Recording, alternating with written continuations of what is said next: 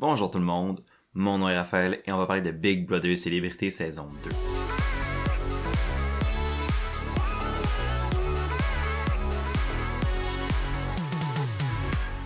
Dans l'épisode d'aujourd'hui, on va analyser l'épisode 5 de Big Brother Célébrité saison 2 où on a vu notamment la cérémonie du veto, donc on a pu voir si le veto a été utilisé par Hugo ou non.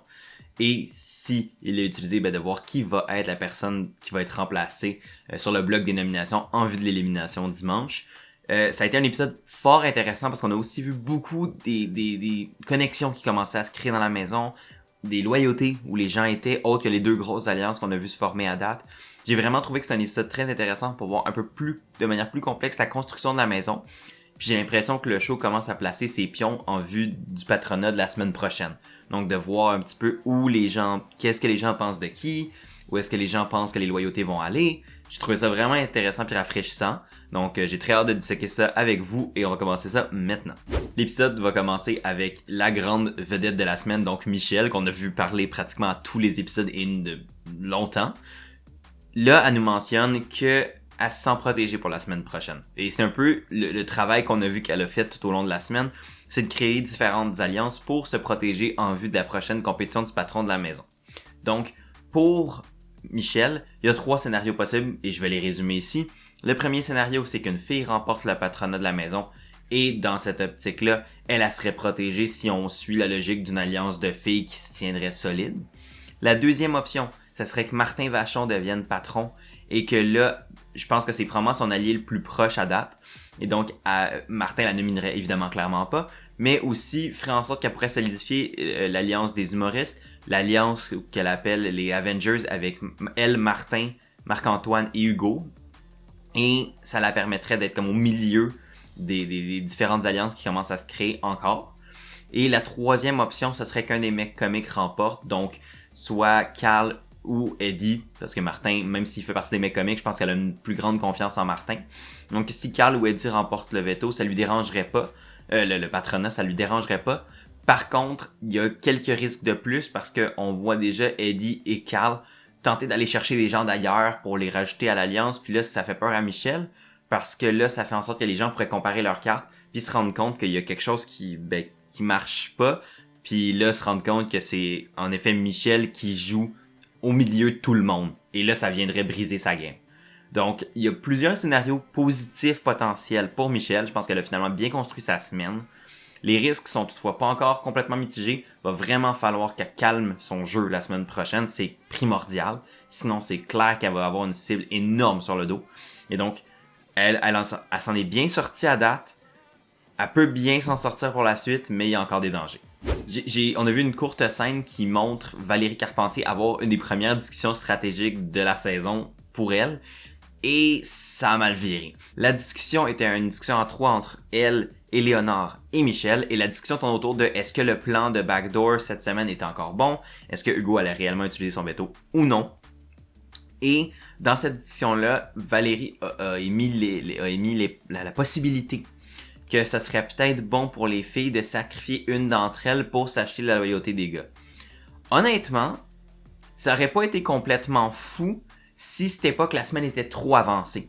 Dans le sens que sacrifier une des filles pour camoufler l'alliance des filles n'est pas complètement débile comme idée.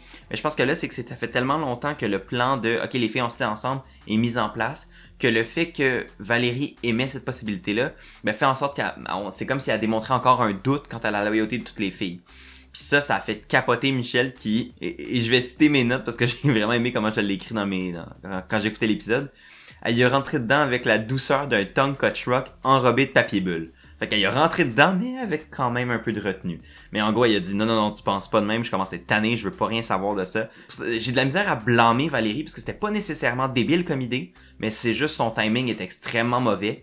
Fait que pour Valérie, là, la clé c'est juste de fermer sa boîte, arrêter de parler, laisser la semaine se dérouler, puis après ça, aller en damage control la semaine prochaine. Là, le plan des filles semble vraiment établi, c'est plus le temps de douter. Ou si t'as des doutes, garde-les pour toi puis fais-en part à d'autres personnes plus tard. Mais pour la semaine, si tu veux t'assurer de ta sécurité, et c'est fini. On voit Martin ensuite discuter avec Marc-Antoine et Hugo, donc les deux des autres membres des Avengers, qui est le nom de leur alliance avec Michel.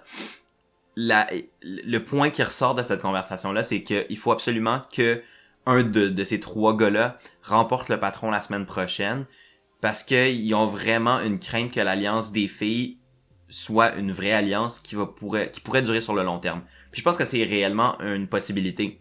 L'alliance des filles, j'ai l'impression que là, cette semaine, elle passe parce que c'est comme tout le monde est comme, ah ben c'est juste un truc temporaire, puis si ça pète, ça pète. L'affaire, c'est que j'ai le feeling que si c'est une fille qui gagne la semaine prochaine, l'alliance des filles va évidemment vouloir se tenir entre elles, parce qu'ils ont les nombres, puis ils ont une majorité, puis parce qu'ils pourraient s'en sortir. Si par contre c'est un gars qui gagne le patron la semaine prochaine, selon moi l'alliance des filles va s'écrouler, puis là ça va venir tout se mélanger, s'imbriquer, puis ça va avoir des alliances qui sont pas nécessairement strictement séparées par le genre. Je pense que l'avantage que Michelle a dans ce scénario-là, c'est qu'elle a déjà fait un peu ses alliances de côté, tandis que j'ai l'impression que pour certaines filles, ils sont encore vraiment solides seulement sur le plan des filles. Donc ça reste à voir comment ça va se diriger. Mais je suis d'accord avec Martin sur le fait que si les gars veulent s'assurer d'être en sécurité la semaine prochaine, ça prend un gars qui remporte le patron, parce que je pense que ça va être beaucoup plus difficile pour eux d'essayer de s'acheter des bonnes grâces des filles qui sont un bloc solide pour l'instant, que de se protéger par eux-mêmes. Donc, je pense que pour les gars, à court terme, ça va être bon de pouvoir remporter le patronat s'ils le veulent, puis s'ils veulent se protéger, puis comme s'assurer de justement faire en sorte que ça soit pas une lutte gars-filles, puis que là, justement, les alliances puissent se créer selon d'autres facteurs que le genre. Quoique c'est pas un problème si c'était le cas, mais ça va rendre leur game probablement plus facile si les alliances sont pas séparées par le genre, parce que là, pour l'instant, les alliances par le genre font en sorte que les filles sont majoritaires. On voit une discussion après ça entre Sébastien et Michel. Sébastien qui, je pense, sent un peu que la soupe commence à bouillir et il voit qu'il y a potentiellement un plan pour qu'Hugo utilise le veto et ensuite qu'il nomine un des boys sur le bloc à la place. Là, Seb est conscient que il resterait lui, Martin, Carl et Eddie. Je pense que Seb est pas au courant que Michel est en alliance avec Carl, Eddie et Martin, donc la seule cible qui resterait à Michel, c'est lui. Mais il va quand même l'avoir pour essayer de proposer un pitch défensif en disant ben écoute, moi je suis le moins dangereux que tous ces gars-là. Fait que deal avec moi plus tard, puis tu vas être correct. L'affaire, c'est ça, c'est que justement, il est trop peu trop tard. Il a attendu avant de commencer à jouer la game à fond. Ce qui fait en sorte que les alliances se sont faites sans lui. Les discussions se sont faites sans lui, puis ça, c'est complètement de sa faute. Il a trop attendu. Son espèce de réticence à vouloir faire de la stratégie avec notamment les filles lui a coûté la game, surtout dans une maison où la dynamique principale était gars versus filles, mais avec quelques gars qui réussissaient à s'intégrer dans la structure de pouvoir que Michel essayait de mettre en place. Donc, Sébastien essaye de faire un petit pitch défensif qui est pas mauvais en soi. Son pitch a du sens. C'est vrai que pour Michel, Sébastien est pas trop un danger. Par contre, pour Michel, Sébastien est l'option la plus facile à sortir de la maison sans avoir de sang sur ses mains, sans avoir de répercussions et sans briser ses promesses qu'elle a faites à pratiquement tout le monde dans la maison. Donc, on voit vraiment que la seule issue pour Sébastien cette semaine serait réellement que Hugo n'utilise pas le veto. On apprend par contre de la part de PL dans une autre scène que selon lui, l'alliance des filles va exploser plus tôt que tard. Puis c'est un peu le sentiment que j'avais puis que je mentionne depuis qu'il y a déjà quelques vidéos. L'alliance des filles est très utile pour le moment pour les filles parce que ça leur assure la majorité. Par contre, tu vois que les filles sont ensemble parce que c'est des filles et non parce qu'ils ont tant d'affinité ou parce qu'ils ont tant de volonté de vouloir jouer la game entre elles à long terme. Il y en a pour qui c'est réellement le cas. Je peux imaginer une Trana, je peux imaginer une Eleanor qui sent un peu ce vibe-là de « Ah ouais, let's go girl power ». Par contre, j'ai l'impression, même dans celle que j'ai nommée là, tu vois qu'il y a quand même une dissociation entre les filles selon leur volonté de qu'est-ce qu'ils veulent faire avec la game. Ils n'ont pas toutes les mêmes stratégies. Puis on l'a déjà vu avec Valérie qui essayait de peut-être sacrifier une fille pour garder la confiance des gars. On le voit clairement avec Michel qu'il y a des alliances qui incluent des gars. Bref, l'alliance des filles est due pour s'écrouler et PL, là pour le court terme, est avec elle. Puis il le dit à Marc-Antoine, puis à Hugo, il est comme moi, j'étais avec les filles, c'est chill. Cette semaine, le plan va fonctionner comme ça. Mais après ça, je sais que ça va exploser. Puis ce qu'il mentionne, puis ça je le savais pas, puis ça c'est intéressant à savoir, c'est que selon PL, Lisa n'est même pas avec les filles solidement. Ce qui est une nouvelle pour moi. Peut-être que c'est juste qu'il se fait mentir, peut-être parce qu'elle a des alliances qu'on n'a pas encore vues pour l'instant, parce que c'est pas pertinent pour l'histoire à court terme. Ça va être intéressant à suivre la semaine prochaine. Mais J'ai hâte de voir où est-ce que les choses vont vraiment se dessiner pour la semaine prochaine. Ça va vraiment dépendre de qui est-ce qui va être le patron. Je pense que les patrons de la semaine 2 va vraiment être plus celui qui va tracer la ligne dans le sable, puis vraiment qu'on va voir un clash entre différents groupes de la maison se créer, puis après ça s'attaquer, puis faire un peu ce qu'on avait hâte de voir, puis qu'il commençait à se dessiner dans le patronat de Michel, mais que finalement, par la force des choses, puis la force de toutes ses alliances, a décidé de prendre un chemin plus safe, ce qui est logique selon son gameplay. Carl et Michel ont après ça une discussion qui est fort intéressante où Carl est un peu comme conscient, il se fait pas mal dire par Michel que regarde, le plan cette semaine, ça va être qu'un gars parte, elle peut pas faire en sorte qu'une fille soit éliminée parce que si une fille est éliminée, elle, sa game est détruite. Considérant, je pense que Carl et elle sont quand même alliés, notamment par la force de l'alliance des humoristes. Je pense qu'il y a quelque chose qui se dessine. Je pense qu'ils pourraient être des partenaires de travail. Je pense que Carl a quand même une réputation de gars qui va jouer très fort, très stratégique. Ce qui fait un peu peur à Michel parce que c'est aussi un peu son rôle. Fait que d'être ensemble, ben, c'est qu'ils veulent se faire confiance, mais ils savent pas s'ils peuvent se faire confiance. Mais à court terme, je pense que c'est un partenariat qui pourrait marcher. Puis on voit Carl demander à Michel que si en effet l'affaire des filles est solide puis que c'est une fille qui remporte le patronat la semaine prochaine, mais au moins que Michel vienne lui dire si jamais c'est son nom qui tourne dans les discussions. Et à l'inverse, il ferait la même chose pour Michel si jamais c'est un gars qui remporte le patron. Je pense que le grand gagnant de ce deal-là, ça serait Carl, parce que je pense que Michel a déjà des chemins de proximité avec les gars, tandis que je pense que Carl en a moins avec les filles de ce qu'on a vu à date. Mais si c'est un partenariat qui est vraiment maintenu, je pense que ça pourrait être un duo solide. Je pense que Carl pourrait bénéficier de cette relation-là. Je pense que Michel pourrait bénéficier d'avoir Carl dans son coin, un petit peu comme un bouclier humain, parce que je pense que Carl est quand même plus menaçant qu'elle pour certains. Donc, ça pourrait être un partenariat que je pourrais imaginer être utile pour les deux. Reste à voir s'il va tenir. Mais j'ai trouvé que c'était quand même une discussion intéressante, puis j'ai trouvé intéressant de voir que par le montage, ils ont semblé montrer que la discussion de Carl avait un effet sur Michel. Je sais pas si c'est vrai, mais je pense que ça a été une bonne conversation pour les deux, puis je pense que ça pourrait solidifier quelque chose d'utile pour les deux dans le futur. On voit une courte conversation entre PL et Trana qui parlent de la réalité d'être des minorités sexuelles dans une maison remplie d'hétérosexuels, puis tout ça, puis de voir comment eux, ils vivent dans des mondes qui sont séparés des leurs, parce que normalement, leur communauté, leur groupe d'influence proche sont pas celles qu'ils retrouvent dans la maison. C'était une courte scène qui a pas vraiment eu d'impact sur la game en soi, mais j'ai trouvé intéressante à regarder et pertinente après ça à mentionner dans mon recap. Je trouve que c'est le fun de voir cette diversité-là. Je trouve que c'est intéressant de voir comment des gens dans des communautés dans lesquelles, par exemple, moi je fais pas partie, ben, c'est quoi leur vision sur la game, c'est quoi leur vision sur la société. Je trouve que par des personnalités comme Trana puis comme PL, qui eux viennent de communautés sexuelles différentes de la mienne et différentes d'une majorité de gens dans le public, ben ça nous permet de voir le monde à travers leurs yeux, voir les relations dans la maison, voir les relations sociales à travers leurs yeux. Puis je trouve que d'un point de vue sociologique de la chose, je trouve ça super passionnant, puis je trouve que j'aime cette diversité-là dans le casting. Elle est pas aussi grosse qu'on a pu voir dans les dernières saisons à Big Brother, à Survivor, aux États-Unis, mais je trouve ça quand même intéressant de pouvoir avoir cet accès-là dans des mondes que moi j'ai pas nécessairement accès parce que je fais pas partie de ces communautés-là.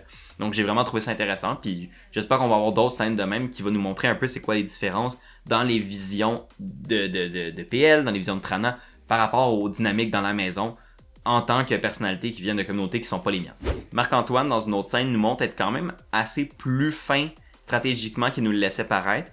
On voit lui et Hugo discuter, PL arriver dans la pièce, PL leur dit « Hey les boys, watch out, les caméras sont ouvertes, donc Michel peut vous voir jaser. » Fait qu'il parle vite, PL part, et là on voit Marc-Antoine dire à Hugo « Honnêtement, je pense que PL est dangereux. La raison étant que c'est un gars qui pense justement aux détails du jeu. Il pense aux caméras. Il pense au fait que d'être vu en train de parler ensemble pourrait être vu comme des discussions stratégiques. » La conclusion que Marc-Antoine fait de ça, c'est que ça c'est un gars qui va penser la game de manière plus complexe qu'une personne comme Lisanne qui pense pas au fait qu'il y a des caméras qui la regardent pour les discussions stratégiques. Puis il a pas tort, tu sais, c'est vrai que pour lui, je pense que lui il est mieux de s'entourer avec des gens qui connaissent pas la game, puis qui sont pas conscients des ramifications de la game, parce que lui c'est un gamer, il comprend la game, puis il comprend les complexités du jeu, mais il veut pas le laisser paraître, puis il laisse les autres, tu sais, prendre ce rôle-là. Lui, il a l'air du gars sportif qui s'en fout, mais en fait, je pense qu'il comprend très bien ce qu'il fait. Puis là, il va justement essayer de flipper ça sur PL en disant, mais écoute, lui, c'est un gars dangereux, il connaît la game. Moi, je connais plus ou moins ça. Moi, je suis juste un sportif. Puis ça pourrait être à son avantage d'utiliser une stratégie comme ça. La dernière scène que je veux aborder, que je considère vraiment pertinente d'aborder avant la cérémonie du veto, c'est une scène où on voit Seb parler à Eddie puis dire, écoute, il faut qu'on puisse essayer de forcer Hugo ou de convaincre Hugo de ne pas utiliser le veto. Puis parce que il va, comme ça, Michelle va être forcée d'éliminer une fille, puis elle pourra pas nominer de boys en retour, puis ça serait ce qui est le plus avantageux pour nous. Ce qui est dommage dans cette histoire-là, c'est que Seb a quand même la bonne lecture du jeu. C'est vrai que pour le court terme, pour les gars, il faudrait qu'Hugo n'utilise pas le veto. L'affaire, c'est qu'il est trop peu trop tard. Le plan est déjà mis en marche depuis beaucoup trop longtemps pour que la simple mention que Sébastien fait du possible backdoor, puis du fait que les gars pourraient être en danger, mais va pas être assez. Puis c'est dommage parce qu'il a la bonne lecture du jeu, mais juste beaucoup trop tard. Puis il a pas été capable d'utiliser le potentiel qu'il avait dans la maison pour mettre ça en phase dans le jeu. Puis c'est pour ça que c'est lui la cible cette semaine, parce que c'est finalement pas un joueur dangereux qui a comme pris trop de temps à s'intégrer dans les alliances, s'intégrer dans la maison, s'intégrer dans les relations. Puis ça fait en sorte que pour Michelle, ça devient l'option facile. Puis là, elle a besoin d'une option facile qui serait Sébastien. On voit quelques petites scènes avant la cérémonie du veto où on voit différents joueurs émettre des doutes ou des potentielles alliances.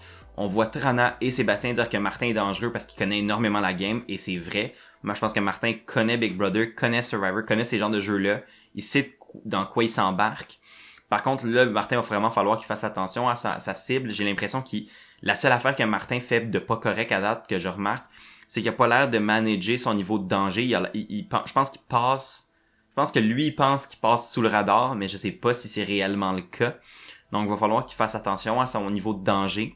Sinon, on voit Eleanor qui essaie de se ramener Hugo de son bord, puis de potentiellement l'avoir comme allié plus tard dans la game en lui flattant dans le sens du poil, en lui disant que « Ah, je veux que tu gagnes Big Brother ». Ça m'a semblé comme un peu too much puis désespéré, considérant le fait qu'il avait déjà remporté le veto.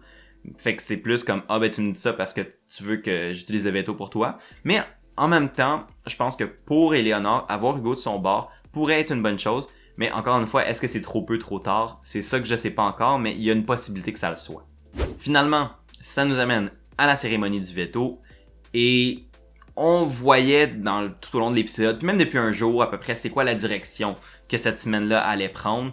Elle a commencé très imprévisible pour devenir de plus en plus prévisible, mais c'est pas une mauvaise chose parce que c'est quand même un retournement de situation comparé au départ de la semaine. Il y a quand même eu une évolution dans le gameplay, puis il y a quand même eu beaucoup de potentiel pour que ça explose.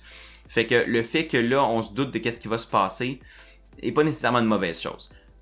Mais j'ai hâte de voir vraiment les contre-coups de la semaine prochaine. Moi, c'est vraiment la semaine prochaine qui m'intéresse parce que là, on voit plein d'alliances se créer, plein de gens se dire oui à toutes, mais un moment donné, tout ça va péter. Ça, selon moi, ça va être la semaine prochaine si tout va bien. Mais là, pour la cérémonie en soi, donc, comme je l'avais mentionné hier, la personne qui remporte le veto, donc Hugo, est immunisé pour la semaine, donc il peut pas être en danger. Et là, il revient à lui de décider s'il utilise le veto ou non. Je veux juste dire c'est quoi les options qu'il y a puis pourquoi je pense qu'il pourrait être bonne ou non pour lui. Première option, c'est d'utiliser le veto pour sauver Eleanor et faire en sorte que Mitch remplace par quelqu'un. Selon moi, c'est la pire option pour presque tout le monde, la raison étant que Eleanor est pas tant dangereuse pour l'instant. Donc si tu mets Stéphanie et, exemple, Seb sur le bloc, mais je sais pas à quel point ça pourrait être dangereux pour les games de beaucoup de gens. Je pense que pour Hugo, ça briserait un peu le plan prévu avec les filles, fait qu'ils perdraient leur confiance. Pour Eleanor, c'est bon parce qu'elle est safe, mais après ça, pour Seb ou pour Steph, oui, pour nous, ça donnerait un résultat qui serait plus complexe, parce que honnêtement, je sais pas, je pense que ce serait plus pratique pour tout le monde de se débarrasser de Stéphanie, parce que je pense qu'elle va être dangereuse, mais en même temps, personne a de lien avec Sébastien, donc est-ce que tu veux le garder dans la maison? Je sais pas. L'autre option, ça serait que Hugo utilise le veto sur Stéphanie, donc exécute le plan comme global de la maison pour la semaine, fait en sorte qu'il se met pas trop de gens à dos, il gagne une alliée en Stéphanie, et fait en sorte que là, c'est pratiquement sûr et certain que Seb part cette semaine. Finalement, la dernière option, puis serait celle la plus chaotique selon moi, ça serait que Hugo décide de ne pas utiliser le veto, et donc garde les nominations sur place, et là, ça ferait probablement exploser l'alliance des filles en 8 morceaux. Mais ça, je pense qu'il sait pas. Je pense que tout le monde décide de jouer safe pour la première semaine pas faire trop de chaos parce que c'est vrai que si Hugo décide de pas utiliser le veto, mais toutes les filles vont être contre lui. Puis est-ce que c'est une cible qu'il veut avoir dès la semaine 2? Même s'il est bon en épreuve, je suis pas sûr. Donc finalement, ce qu'Hugo décide de faire, c'est d'utiliser le veto pour sauver Stéphanie Harvey. Donc Stéphanie est safe cette semaine, Hugo est safe cette semaine. Je suis content pour Stéphanie, évidemment j'ai un petit parti pris, mais je pense que pour elle, c'est le break qu'elle avait besoin.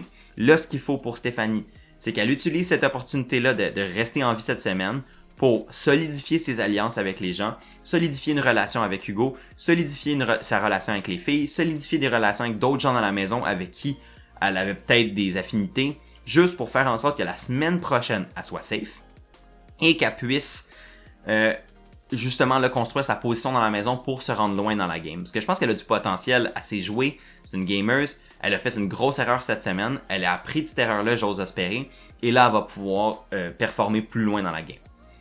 Et la personne que Michel va nommer en remplacement, c'est Sébastien. On s'en doutait, tout le monde s'en doutait, même lui-même, je pense qu'il s'en doutait. Son heure avait un peu sonné, je pense qu'il a mal joué quand même dans la première semaine, il a joué trop tard, il a mal joué ses cartes, il les a pas joué au bon moment. Ça fait en sorte qu'il s'est retrouvé comme étant la seule option possible pour Michel, pour pas qu'elle brise aucune de ses alliances. Fait que pour Michel, c'est le move le plus safe qui aurait pu se passer. C'est ce que je disais dès le début de la semaine, il fallait qu'elle fasse un move safe. Elle a pris des détours, ce qui lui a permis de faire des alliances, ce qui a quand même été bon pour elle, mais dangereux. Là, il faut par contre absolument que ce plan-là marche, Sébastien parte et là qu'elle disparaisse. Pour Sébastien, c'est dommage que là, il se retrouve sur le bloc sur un backdoor parce qu'il n'y a plus de chance de se défendre. Le plan semble déjà être mis en place depuis trop longtemps. Je pense que même Éléonore, c'est comme le sait, tout le monde le sait. Malheureusement, ça risque d'être Sébastien qui va partir cette semaine et là, sa mise en place sur le bloc risque pas mal de confirmer ça. Sans grande surprise, ma prédiction pour l'élimination de ce dimanche, ça va être une élimination unanime de Sébastien par un vote de 13-0. Peut-être qu'il y a certaines personnes qui vont vouloir lui lancer des votes de pitié, peut-être que ça va finir peut-être 11-2, quelque chose comme ça, mais selon moi, je pense que Sébastien va être éliminé par une grande majorité. Là, on sait que dimanche, Stéphane Fallu va rentrer dans la maison, donc ils vont rester 16 pour la semaine prochaine. Et là, moi, ce que j'ai hâte de voir, c'est comment cette arrivée-là et le nouveau patronat vont briser la maison en 8. Je sens que la semaine prochaine va être hautement chaotique et j'ai très hâte de voir ça. Mais ça va commencer avec dimanche et on va évidemment se retrouver nous dès lundi pour la prochaine vidéo. Donc, j'ai très hâte de voir ça. Et c'est donc comme ça que se termine l'épisode d'aujourd'hui. J'espère que vous l'avez aimé. Si vous l'avez aimé, n'hésitez pas à aimer, partager, commenter, c'est vraiment apprécié. Si jamais vous aimez les podcasts, il y a ces vidéos-là en format podcast sur Spotify, Apple Podcasts, etc. D'ici là, moi je vais vous dire à lundi pour un prochain épisode. Passez un très beau week-end, prenez soin de vous et à la prochaine!